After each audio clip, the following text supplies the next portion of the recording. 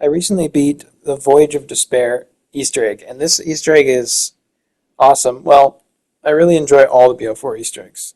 But this one is actually a little bit easier and quicker than I was led to believe. From watching videos and hearing people complain about it in the past, I thought it was going to be this complicated Easter egg with really annoying steps, but actually it's one of the easier Easter eggs on this game. There's actually really only 3 steps. Do the clock step, do the elementals, do the planet step, and then you're basically right into the boss fight. It's actually quite simple. So I start off just by surviving 4 or 5 rounds in the starting area, get 15 or 20,000 points if you can, and then just start opening up the map, pick up some parts for the shield and the other stuff along the way.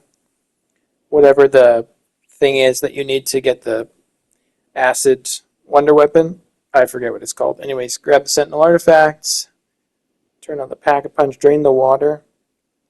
So that's kind of the first thing to do. Like once you have some points, you can do a lot of things on one round. Like I'm still on round 5, I'm getting all the stuff done. And that's a nice thing about this map. You don't have to wait till a higher round, like 9 or like certain other maps where you have to wait. Things are locked based on what round you're on, and some steps require you to wait several rounds. There's nothing really like that on this game. As soon as you get Pack-a-Punch, or on this map, as soon as you get Pack-a-Punch open, you can start the clock step. So there we go. I just got Pack-a-Punch open. I'm checking the clock locations, and this step is really not that hard as long as you know what you're looking for. Check. There's only 6 clock locations. Check them.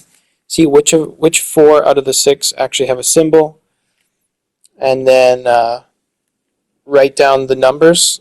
If it's to the left of 12 o'clock, then it's a negative number. If it's to the right of 12 o'clock, it's a positive number. So you just enter the negative or positive numbers based on what the clocks show. You just do that on the right dials, and there's lots of good guides out there, and that's it. The step is really quick. It takes like 5 minutes.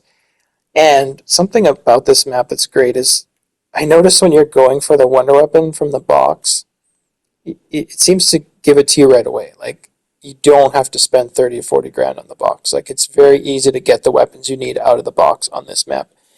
If you just keep hitting the box, you'll eventually get the Kraken, the Homunculus, the Hellion. It really seems to be like really easy on this map to get what you need. So I'll just do that throughout. And then, so as soon as I've done the clock step, I'll start on the elementals. So again, check 6 locations, figure out which 4 of those 6 are, require you to bring a zombie to it, and then just bring the correct elemental zombie.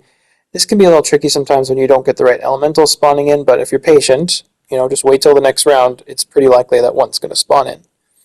And just kill an elemental in front of the corresponding outlet. And the part that I kept forgetting was you have to start the poison challenge first. You have to do them in the specific order: poison, water, electricity, and fire. So stand over it, interact with it in that order. Do the poison one first, etc. Do the trials. They're really not that hard, especially if you have the Kraken by this point. Get those done, and then you can go right into the pipe step. And then, so this step's kind of cool. I enjoy shooting the pipes for whatever reason. It just feels satisfying. So you shoot the 9 pipes, the blue pipes where the water's coming out, and then if you see a little bit of like droplets coming out as well, that means you've already hit that pipe. So that's a good indicator. And this part, you want to wait until the water is fully, the room's fully flooded. If you don't wait until the room's fully flooded, then you have to wait an extra round. So kill your zombie only after the room is fully flooded. Pack-a-Punch will go there immediately if it's not already there. Pack-a-Punch the Sentinel artifact. Then you can move on to getting the 9 planet symbols. And then proceeding to do the planet step. So planet step can be a little tricky. The good thing about it, though, is it seems to limit the number of zombies that it actually spawns in. When you're in the middle of the planet step, you seem to face a lot less zombies. It's kind of nice. You don't have to worry about an entire horde of zombies chasing after you. And besides, they actually chase after the blue orb as soon as it starts falling down from the sky like this. So they're all gathered around the orb. You can just shoot the zombies, grab the orb, and move on. And what you want to do is just, write down the order of the planets, of course. And then the tricky part can be identifying which planet is which. There's a couple that look pretty similar. Mercury and Mars look very similar if you're not looking very closely. Um, Mercury can even look a little bit like Uranus if you're, different sizes, but you just got to look closely. And then after the step is done, you're pretty much in the end game stage. You don't want to shoot the sun. That's the only one that's not timed. So, well, it is timed, but that's the only one you can do everything you need to do before shooting the sun. Get the other ones done. Get all your weapons and everything ready to go for the boss fight, and then you can shoot the sun. And then you can jump right into the Iceberg Step. So that's what I'm doing here. Basically collecting the last orb. I've got everything I need, so I'm going to shoot the sun. And the Iceberg Step, if you're not doing it in a very efficient manner, you could screw yourself over, because this one is timed. You have to get to the other end of the ship within a certain amount of time. It's like several minutes. So you got to be efficient. You got to know what you're doing and have a plan. I failed the step because I didn't have a plan. You've got to have the Kraken, shoot each iceberg like a certain number of times, and then pull out your Hellion, shoot it a couple times, and make sure you figure out your timing with your specialist.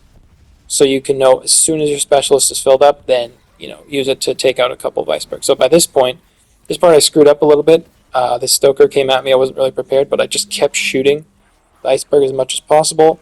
Use your homunculus as much as possible.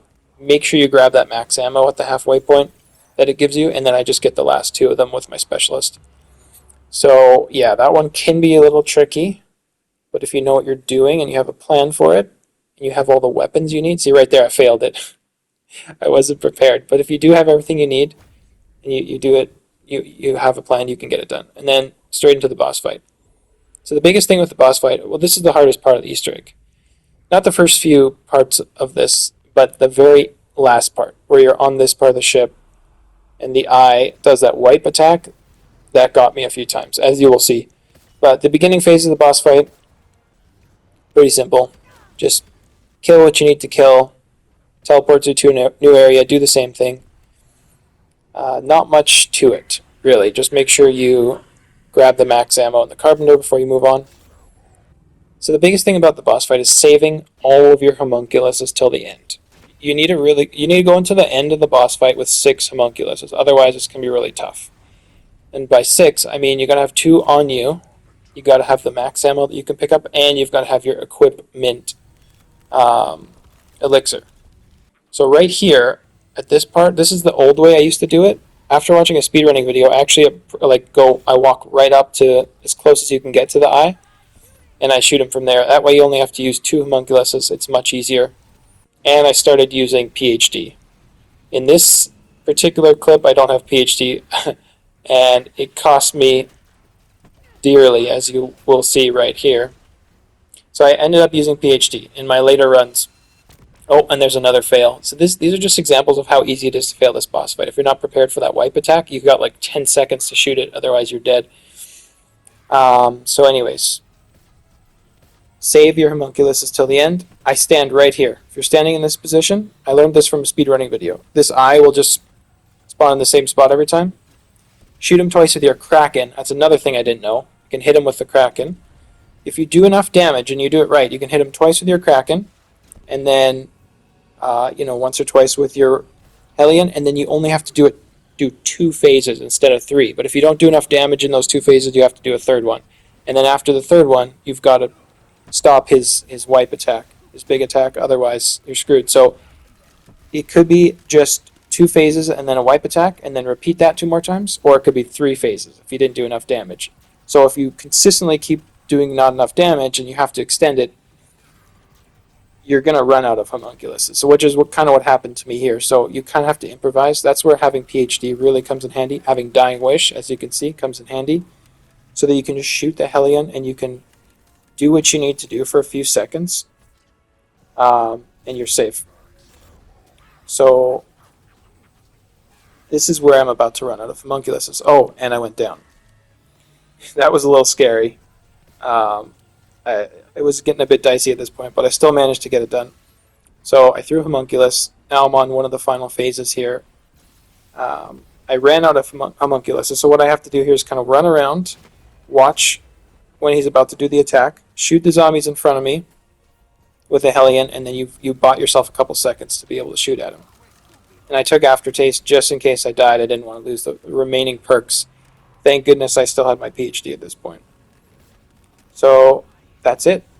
Once you've repeated that whole process 3 times, you're done. And like I said, you can make it easier on yourself or harder on yourself, depending on if you do enough damage to the boss in those first 2 phases. That's kind of a key thing that makes it, if you don't do it, it makes it a lot harder. It makes it easier if you're able to be more efficient with the damage you're dealing to the boss. So after several fails, I managed to get it done. I really enjoy this Easter egg. I think it's because, like I said, it is pretty straightforward. There's only a handful of steps you have to do, and it's nice that you can get everything from the box really easily. You don't have to do some long side quest to get the wonder weapons like you do in Ancient Evil or whatever other maps. This one's very simple. Hit the box, get the weapons, do the steps, do the boss fight. I like it. It's fun. It's easy. I think the setting is awesome. It's very unique to be on the Titanic. So there's so many things about it that's really cool. The planet step is pretty epic. I like this Easter egg. I'm a big fan. So let me know what you think in the comments. If you like this Easter egg, hate this Easter egg, if you've done it, haven't done it. I'm curious to know. But I hope you enjoyed the video, and I'll see you in the next one.